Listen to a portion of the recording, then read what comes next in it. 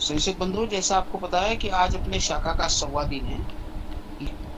इस अवसर पर पुणे की उत्कृष्ट वक्ता श्रीमती लीनाताई आज हमारे उपस्थित हैं। आज हमारे पास लीनाताई महेंद्रे। सबको नमस्कार करके मैं आरंभ करती हूँ। आज मुझे लगता है कि यह जो अवसर है जो आप सबने मुझे दिया है, आपके एक बहुत ही सुंदर चल रही जो ये मालिका है, इसके 100वें पुष्प में और 101वें पुष्प में आपने मुझे आमंत्रित किया।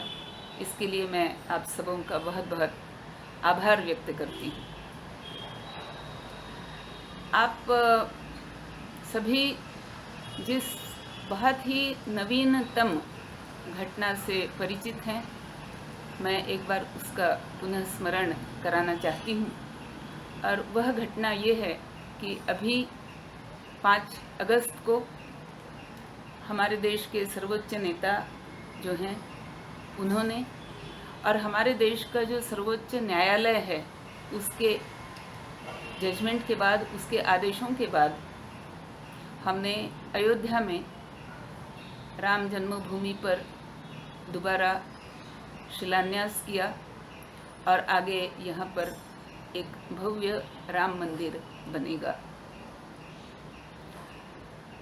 इस राम मंदिर की बात आज मुझे बहुत ही प्रासंगिक लग रही है, क्योंकि जब हम भारतीय संस्कृति की बात करते हैं तो एक आदर्श राजा कैसा हो, इसका जब हम विचार करते हैं, एक आदर्श राज्य व्यवस्था कैसी है, इसका जब हम विचार करते हैं, तो मुझे लगता है कि पूरे संसार में राम से बढ़कर दूसरा कोई भी अन्य उदाहरण जो उस समकक्ष तो क्या, उसके कहीं 1000वां या 1,00,000वां हिस्सा भी पहुंच सके, ऐसा हमें नहीं दिखेगा।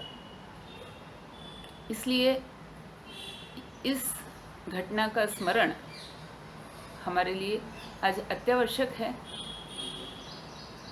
इस बात को मैं इससे भी जोड़ना चाहती हूँ कि आज हमारे सामने जब हम हिंदू संस्कृति की बात कर रहे हैं तो दो भावनाएं, इनको हमें बहुत अच्छी तरह से तौल करके देखना होगा।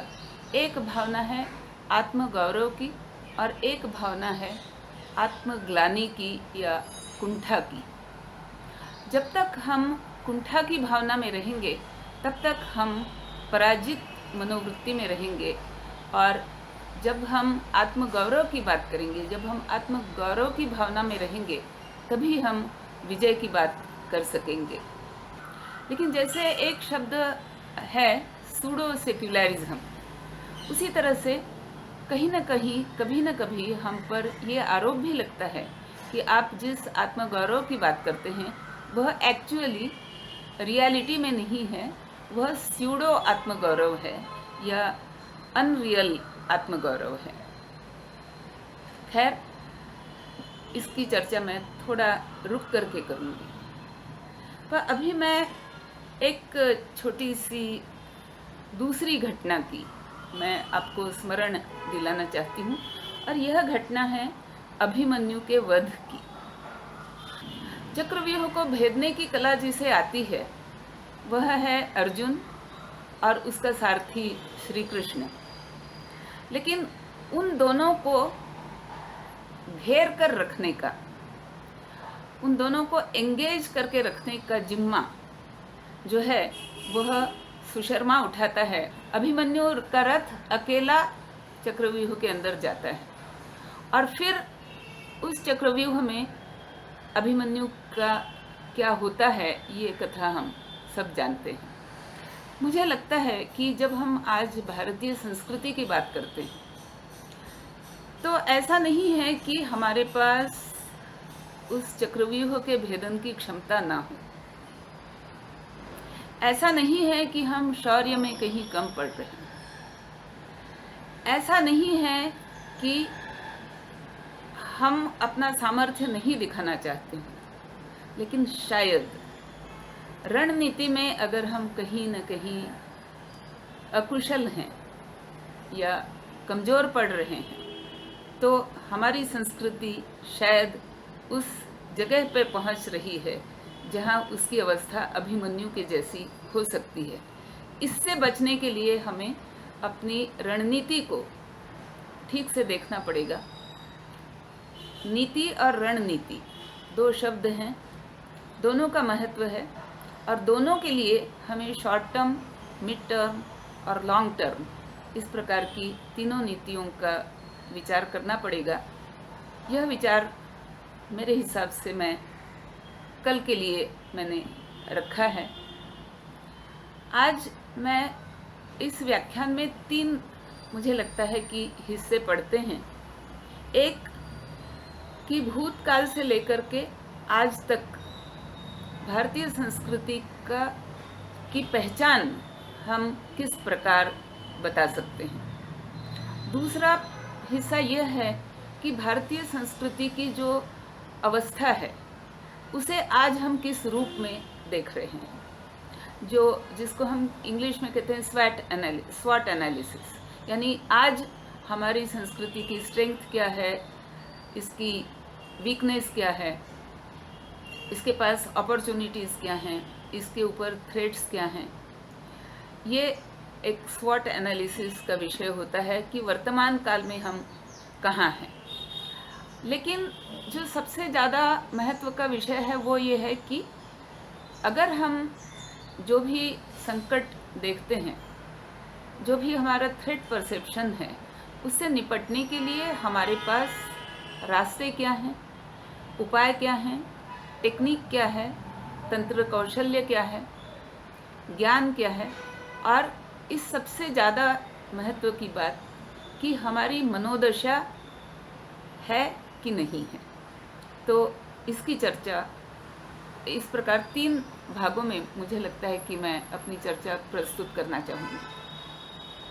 तो मुझे एक बात और कहनी है, जो कन्हैयालाल मुंशी जी का भाषण तो नहीं उसको कहा जा सकता है, लेकिन जब सोमनाथ का मंदिर बन रहा था और उनकी भूमिका पर नेहरू जी ने आक्षेप उठाए थे, तब मुंशी जी ने नेहरू जी को एक पत्र लिखा था और उसमें ये कहा था कि मेरे लिए स्वतंत्रता का कोई भी अर्थ नहीं है, ऐसी स्वतंत्रता का जो हमसे हमारी भगवत गीता को छीन ले, जो हमारे लाखों करोड़ों देशवासियों के मन से तीर्थस्थलों और मंदिरों के प्रति श्रद्धा को कम कर दे या नष्ट कर दे, और इस प्रकार एक तरह से हमारे धार्मिक जीवन के ताने बाने को वह समाप्त कर दे। ऐसी अगर हमारी स्वतंत्रता का अगर यह अर्थ है, तो ऐसी स्वतंत्रता से हम अधिक कुछ भी हासिल नहीं कर पाएंगे। ये जो बात मैंने इसलिए दोहराई कि स्वतंत्रता प्राप्ति के समय जो हमारे देश की एक कुछ विद्वज्जन कह लीजिए, कुछ शीर्षस्थ नेतागण कह लीजिए, या हमारे देश के अन्य जन भी एक दुविधा में पड़ गए थे कि अगर हमने लोकतंत्र को अपनाया है, अगर हमने सेक्युलरिज्म को अपनाया है, तो सोमनाथ मंदिर पर हम किस प्रकार आगे बढ़ सकते हैं। और मुझे लगता है कि यह दुविधा आज भी अयोध्या का जो राम मंदिर निर्माण हो रहा है, उस परिप्रेक्ष्य में कुछ लोगों को शायद आज भी यही दुविधा है। तो इस दुविधा से भी हमें बचना होगा और इसके लिए भी हमें बहुत बड़ी मात्रा में अपने आत्मगौरव की आवश्यकता है। लेकिन आत्मगौरव कहाँ से आता है? इसीलिए मैंने जो आज प्रार्थना चुनी, वह प्रार्थना हमें बताती है कि संस्कृति क्या होती है। ये मेरा मानना है कि हमारी संस्कृति 5-6 बातों से तय होती है, और वे बातें हैं सत्य की अन्वेषणा। और ये मैं भारतीय संस्कृति की बात कर रही हूँ।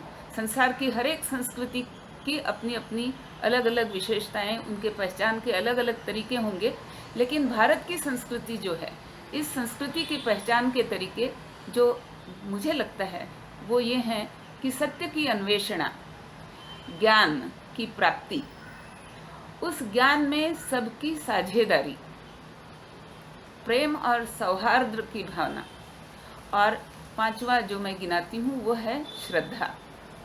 और एक वाक्य जिसको मैं जीवन में प्रमाण मानती हूँ और मुझे लगता है कि हमारी संस्कृति में भी उस वाक्य को प्रमाण माना गया है कि यो यत् श्रद्धस्स एव सः, जिसकी जो श्रद्धा होगी मनुष्य वैसा ही होगा, जिसकी जो श्रद्धा होगी वह समाज भी वैसा ही होगा, और जिसकी जो श्रद्धा होगी वह राष्ट्र भी वैसा होगा।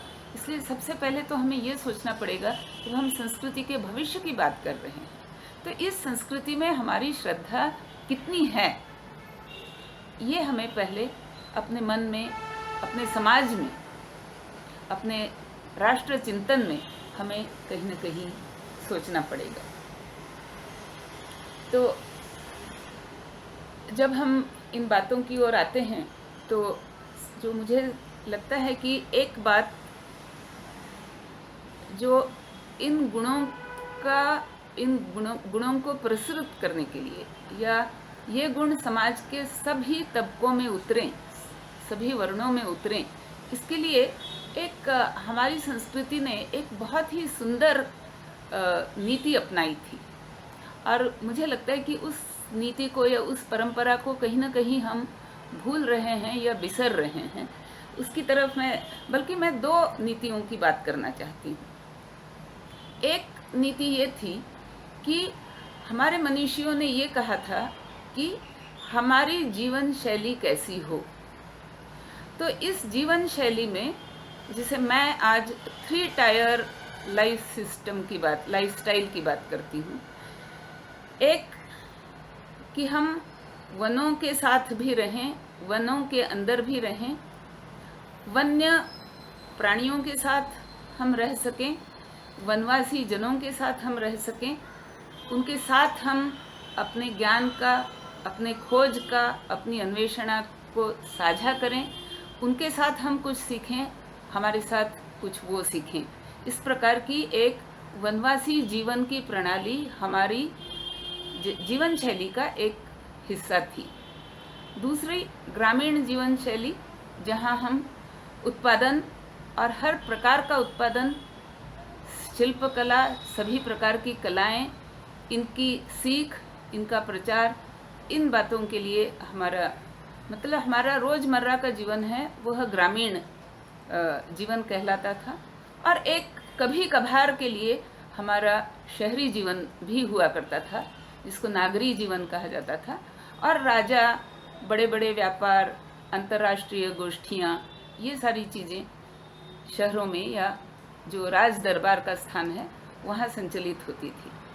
आज हमने अपने जीवन शैली से वन्य जीवन और हमारा खुद का वनवासी जीवन या वानप्रस्थ आश्रम, इस संकल्पना को हमने संपूर्णतया भुला दिया है।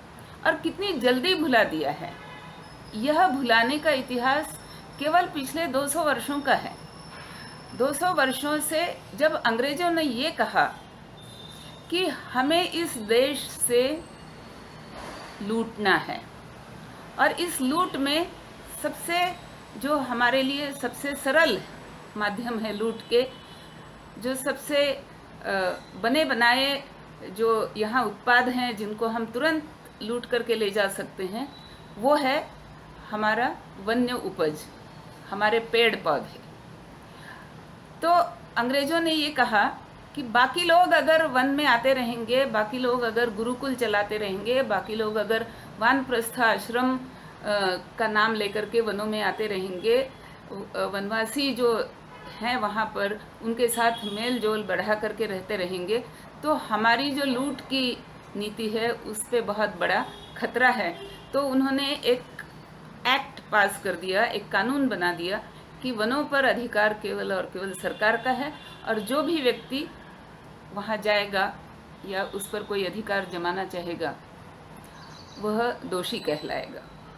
तो इस परंपरा, इस एक्ट के कारण, इस कानून के कारण हम अपनी वनवासी जीवन की परंपरा से हम कट गए और केवल 200 वर्षों का ये इतिहास है। ये मैं इसलिए कह रही हूँ कि जो हजारों वर्षों का हमारा इतिहास है, जो हजारों वर्षों की हमारी परंपरा है, वो केवल मात्र 200 वर्षों में नष्ट हो सकती है। ये मैं बताना चाहती हूँ। कोई बहुत बड़ी दुर्घटना होती है, कोई विनाश आता है, तो उसको होते हुए बहुत ही कम समय में वो पूरा हो जाता है। उसकी गति अत्यंत तीव्र होती है। जब हम निर्माण की बात करते हैं तो उसकी गति बहुत धीमी होती है। तो हमें ये देखना पड़ेगा कि अगर हम संस्कृति के पुनर्जागरण या पुनर्निर्माण की बात कर रहे हैं तो हम अपनी गति को कैसे बढ़ा सकेंगे, ये भी मैं अपनी कल की बात में प्रस्तुत करना चाहती हूँ। जो मैंने दूसरी बात मैं कहना चाह रही थी वह परंपरा, जैसी हमारी एक वनवासी जीवन की परंपरा थी, वैसी ही अपने यहाँ एक यायावर परंपरा है। अब यायावर का अर्थ होता है कि जो केवल और केवल घूमता रहे, किसी एक जगह उसने टिक करके नहीं रहना है। भले ही वो गृहस्थ आश्रम में रहे, लेकिन वहाँ भी वो कुछ ही दिन रह सकता है। तो जो हमारी ये यात्राएं होती हैं, जो हमारे कांवड़िए चलते हैं, जो हमारी वारकरी परंपरा की यात्रा होती है, या जो हमारी वैद्यनाथ धाम में जो यात्रा होती है, या हमारी गंगोत्री से लेकर के कांवड़ भर करके गंगा सागर में यानी बंगाल में ले जाना, या रामेश्वरम तक ले आना, ये जो हमारी परंपरा है। चारों धाम यात्राओं की बात कही गई है, तीर्थ यात्राओं की बात कही गई है, कुंभ मेले की बात कही गई है, और देशाटन की बात कही गई है। ये सारी की सारी जो है, ये सारे हमारे यायावर संस्कृति के प्रश्रय के उदाहरण हैं। अब इस यायावर संस्कृति की महत्ता क्या है, जो हमने बहुत अरसे से हमने इसको भूला दिया है। और ये जो हमारी परंपरा है, इसका महत्व ये है कि ये लोग हमारी संस्कृति के जो भी यायावरी करते थे या देशाटन करते थे, वे हमारी संस्कृति के एक तरह से संदेशवाहक थे। कम से कम खर्चे में प्रकृति के अत्यंत विपन्न अवस्थाओं में जीने की कला, उसके लिए बहुत सारे कला गुण उनके अंदर होना, और खतरे को एक जगह से दूसरी जगह पहुंचा पाना, जिसको हम आज भाषाई एकात्मता कहते हैं, वो भाषाई एकात्मता एस्टैब्लिश करना, ये सारे काम इस घुमक्कड़ी या देशाटन की परंपरा के कारण हुए। और यायावर की जो परंपरा हमारी रही है, उसका एक सबसे उत्तम उदाहरण जो मैं सोचती हूँ वो है हमारे ऋषि जरत्कारु, कि वह यायावर समाज के थे, और उस यायावरी में रह करके जो उन्होंने साधना की, वह साधना इतनी महत्वपूर्ण थी कि उनका ये दावा था कि मेरे से अर्घ्य लिए बिना सूरज डूब नहीं सकता है। अगर मैं सो रहा हूँ तो तुमने मुझे, ये उन्होंने अपनी पत्नी से कहा था कि अगर मैं सो रहा था तो तुमने मुझे जगाया क्यों? पत्नी ने कहा कि आपके सूर्य को अस्ताचल को जा रहे सूर्य को अर्घ्य देने का आपका समय समाप्त होने वाला है, इसलिए मैंने आपको उठाया। तो उन्होंने कहा तुमने गलती की ना, तुम्हें पता नहीं कि मेरा अर्घ्य लिए बिना सूर्य डूब नहीं सकता है। तो ये है, जब मैं आत्मगौरव की बात करती हूँ या अपनी क्षमता की बात करती हूँ, तो मेरे सामने ये जरत्कारु का उदाहरण हमेशा आता है। और ये मुझे लगता है कि ये जो हमारी यायावरी परंपरा थी, इस परंपरा की जो उत्कट साधना थी, उसका ये परिपाक।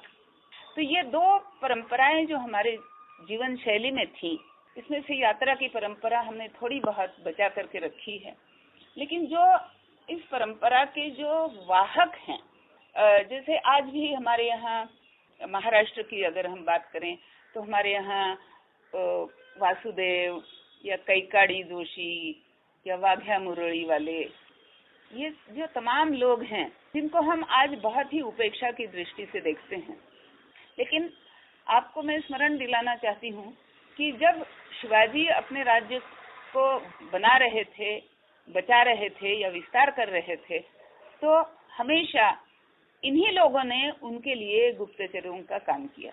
बैरागी, नागा, साधु, ये सारे जो हैं वो एक तरह से हमारे समाज को आने वाले संकटों का आभास दिलाने का काम करते थे। तो ये जो क्षमता है इसको हमने बिसरा दिया है। जो हमारे वनवासी लोग हैं उनको भी आज हम मेन स्ट्रीम में लाने की बात करते हैं। मेन स्ट्रीम में लाने का मतलब क्या होता है कि हम उनको उनके परिवेश से उठाएंगे, उनको हम शहरी परिवेश से उनका परिचय कराएंगे, जो आधुनिक शिक्षा है उससे उनका परिचय कराएंगे, और इस प्रकार जब वो 10वीं या 12वीं पास कर लेंगे तब हम उन्हें कहीं पर चपरासी की नौकरी दिलाएंगे। तो अगर उनके पास पेड़ों की पहचान करने की क्षमता है, औषधियों की पहचान करने की क्षमता है, अगर उनके पास तेज दौड़ने की और ओलंपिक में गोल्ड मेडल जीतने की क्षमता है, हम आज उन क्षमताओं का उपयोग नहीं कर रहे हैं। हम आज उन्हें मेन स्ट्रीम में ला करके तो हम फिर उनको किसी चपरासी की नौकरी के ही लायक रखेंगे। और मैं इसी मेन स्ट्रीम की बात पर मैं अपने बेटे से बात कर रही थी, तो उसने हंस करके मुझसे कहा कि तुमने तो इलेक्ट्रॉनिक्स और एटॉमिक फिजिक्स वगैरह वगैरह पढ़ करके रखा है, तो याद करो कि एक होता है एटम में, एक होता है न्यूक्लियस, कि उसका पूरा वजन वहां पे समाया होता है और उसकी परिधि पर इलेक्ट्रॉन चक्कर लगाते हैं। और अगर इलेक्ट्रॉन का वजन देखा जाए तो न्यूक्लियस के वजन से 1000 गुने से भी कम होता है। अत्यंत तुच्छ वस्तु जो है वो परिधि पर घूम रही है, लेकिन अगर परिधि के इलेक्ट्रॉन्स को आप हटा दो तो न्यूक्लियस जो है वो टिक नहीं सकता है, उसका विस्फोट हो जाएगा। ये मैं इसलिए कह रही हूँ कि जब हम अपने वनवासी बंधुओं की बात करते हैं तो हम कभी ये नहीं कहते कि उनके जीवन में भी कुछ ऐसा है जो हम ग्रहण कर सकते हैं, उसके लिए हम उन्हें सम्मान देंगे। हम ये नहीं कहते कि हम जाकर के उनकी तरह उनके साथ रहने का प्रयास करेंगे। हम ये कहते हैं कि उनका उत्थान जो है वो तब नहीं होगा अगर मैं उनके पास जाकर के उनको सम्मान देते हुए, उनसे कुछ सीखते हुए उनके साथ रहूं। उनका सम्मान तब होगा जब उन्हें मैं अपने घर में ला करके कोई छोटी मोटी नौकरी दूं। तो ये हमारी व्याख्याएं जो हैं, इसकी तरफ मैं थोड़ा सा ध्यान इसलिए दिलाना चाहती हूँ कि कहीं ना कहीं हमारी संस्कृति से ये बातें जुड़ी हुई हैं।